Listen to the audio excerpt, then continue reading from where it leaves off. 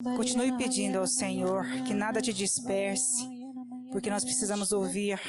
Nós somos saciados através da palavra de Deus. É pelo ouvir que nós nos saciamos, que nós nos alimentamos da nossa fé. Então a palavra vem para nos alimentar.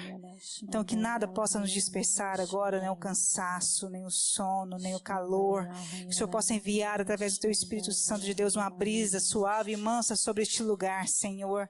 E que os nossos ouvidos e os nossos corações estejam atentos em nome de Jesus. E eu me coloco, Senhor, para que eu seja esse instrumento Seu em nome de Jesus. Amém? Obrigada, Senhor.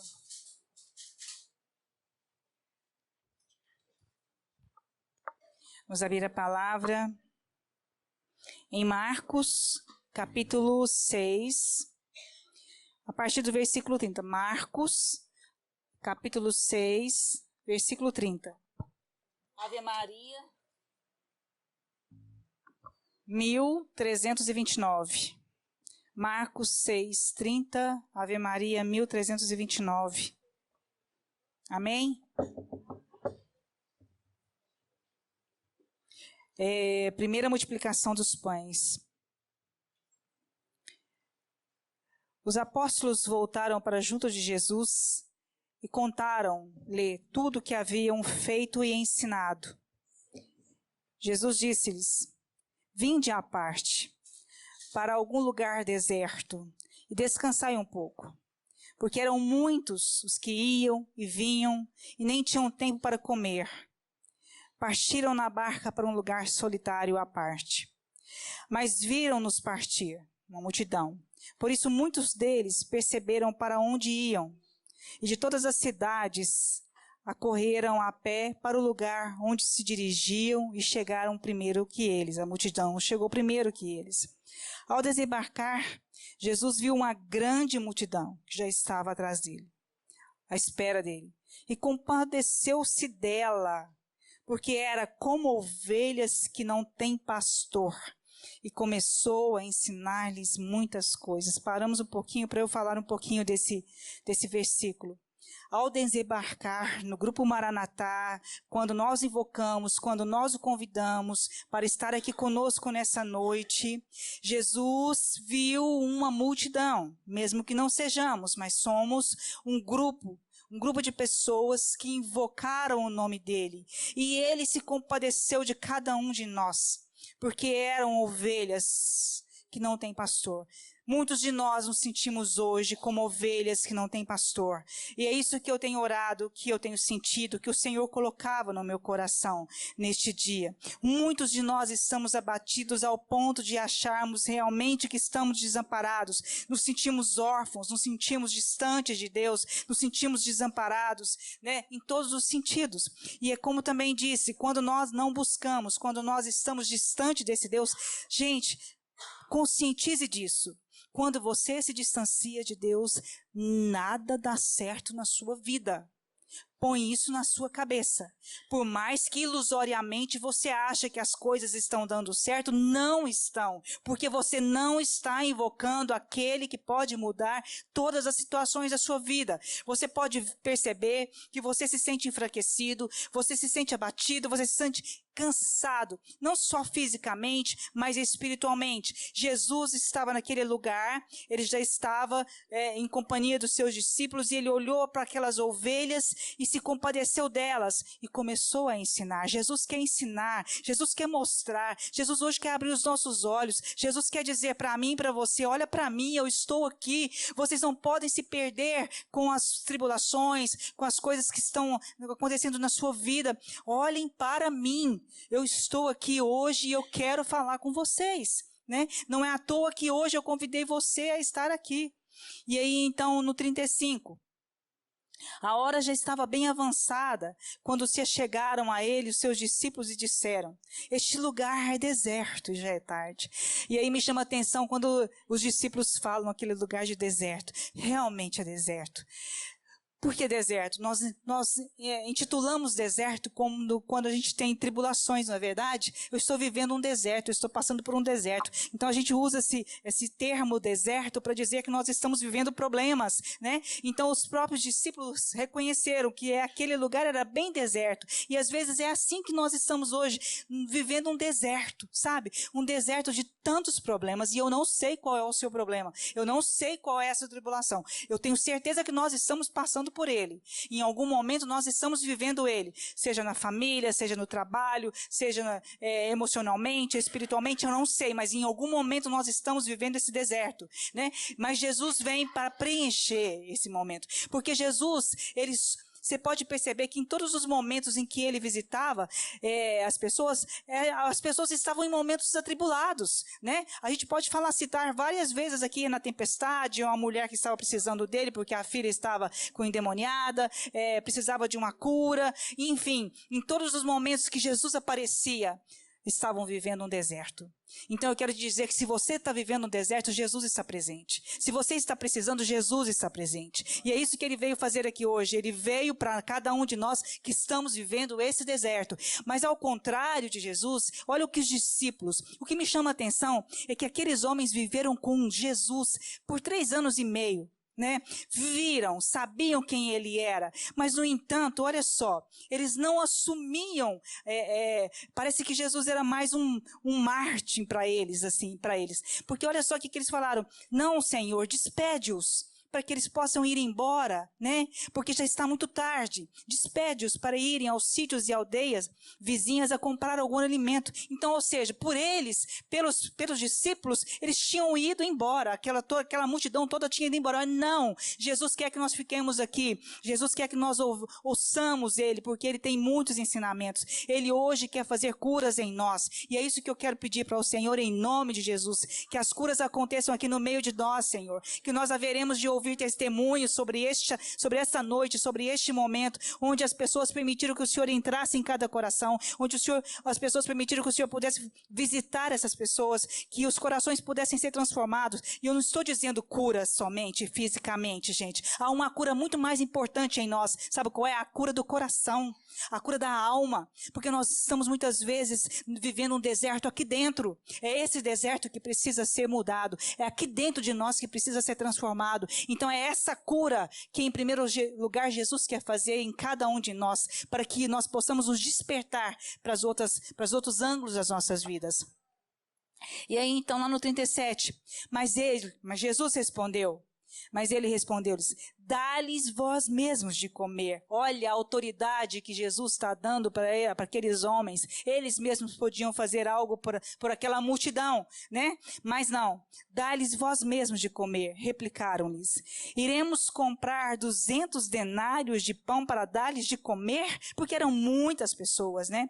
E ele perguntou-lhes: quantos pães tendes? Jesus quer perguntar: o que você tem hoje nas suas mãos? O que você tem hoje para mim? O que você quer oferecer para Jesus?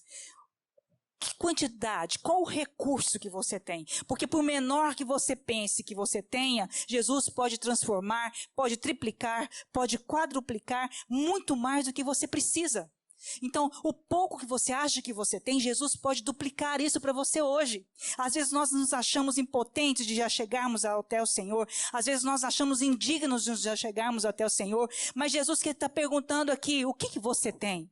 Lá em Efésios, olha só, não precisa abrir não, só para mim fazer um link com essa palavra. Em Efésios ele diz assim: aquele que pela virtude que opera em nós pode fazer infinitamente mais do que tudo quanto pedimos ou entendemos. Ele pode fazer infinitamente mais do que precisamos e necessitamos, se nós entregarmos para Ele. O pouco que você tem, entrega para o Senhor hoje. Qual é o pouco que você tem na sua mão? Qual é a miséria que você tem vivido? Qual é a fraqueza que você tem vivido? Entrega para o Senhor, porque são os pequenos recursos que Jesus transforma em grandes milagres. E aí, então, ele perguntou para os discípulos, né? No 38, quantos pães tendes? E de ver. Depois de terem informado, disseram: nós só temos 5 5 pães e 2 peixes. É muito pouco, né? Era muito pouco para uma multidão. E eles vieram, eu imagino, desiludidos. Eles vieram já murmurando, como assim eu tenho muito pouco para alimentar essa multidão. E aí a gente pensa, quantas vezes a gente não tem tantas coisas para chegar ao Senhor, nós nos envergonhamos de irmos até o Senhor, né? Porque nós achamos muito pouco, que eu não tenho nada a oferecer. E aí você fica se menosprezando a sua fé, menosprezando a sua condição, menosprezando, Jesus está aqui para acolher aqueles que estão doentes, aqueles que estão necessitados. Ele não veio para aqueles que estão sadios, ele veio para quem está doente. Eu sou doente, você é doente, então ele veio para mim e para você, né? Porque nós precisamos dele. É isso que ele quer dizer. Ele veio para cada um de nós. Não importa o que você tem, não importa o tamanho da sua fé, não importa a quantidade de recursos que você tem, mas Jesus veio para aumentar, para duplicar, para transformar o pequeno que nós temos em grandes milagres, como eu já falei. Amém. E aí, 5 pães e 2 peixes. E aí eu imagino aqueles discípulos, né? Desorientados com aquela multidão, porque Jesus não quis que eles fossem embora. Jesus quis que eles permanecessem ali naquele lugar. Jesus quis que eles ficassem ali. Jesus acolheu aquelas pessoas que estavam desanimadas. Jesus acolheu aquelas pessoas que estavam dissipadas, mas que em algum momento elas vieram até Jesus. Você concorda comigo? Em algum momento elas vieram até o Senhor, sabe? Elas se recorreram ao Deus, elas recorreram a Jesus. Então em algum momento elas foram atrás. Muitas vezes nós estamos vivendo um deserto, mas nós ficamos, sabe, nos sentindo impotentes, cruzamos os nossos braços e não temos nenhuma atitude para ir até Deus. Sabe, nós não fazemos nada. Nós queremos que ficar nas nossas casas, na nossa zona de conforto. Talvez não irmos à missa, talvez não irmos a nenhum lugar para orar, mas queremos ficar ali e queremos ser acolhidos. Não queremos fazer nada, mas queremos as bênçãos do Senhor. Não, nós precisamos ir atrás de Jesus. Nós temos a oportunidade de hoje de recorrer a Ele. Nós precisamos ir ao encontro de Jesus. E é isso que Ele está pedindo para nós.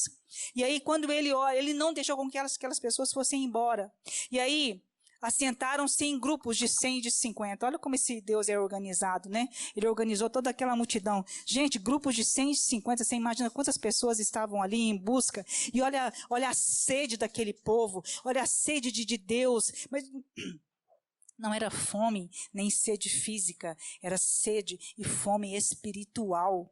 E é isso que eu disse lá no início da noite. O povo de Deus o mundo está precisando, o mundo está sedento de Deus, sabe? As coisas que estão acontecendo, as violências que estão ocorrendo, as coisas que vêm aos nossos ouvidos, né? Que a gente fica estarrecido com tanta coisa que tem ocorrido. Você fica falando, não, isso não está acontecendo. Na nossa intercessão aqui de hoje, quantos pedidos de oração foram feitas? Famílias se dissipando, filho contra pai, pai contra filho, né? Uma briga, filho matando pai matando filho, pai estrupando filhas. Gente, são coisas horrorosas acontecendo. E por quê? Porque as pessoas estão distantes de Deus. Não tem outro caminho.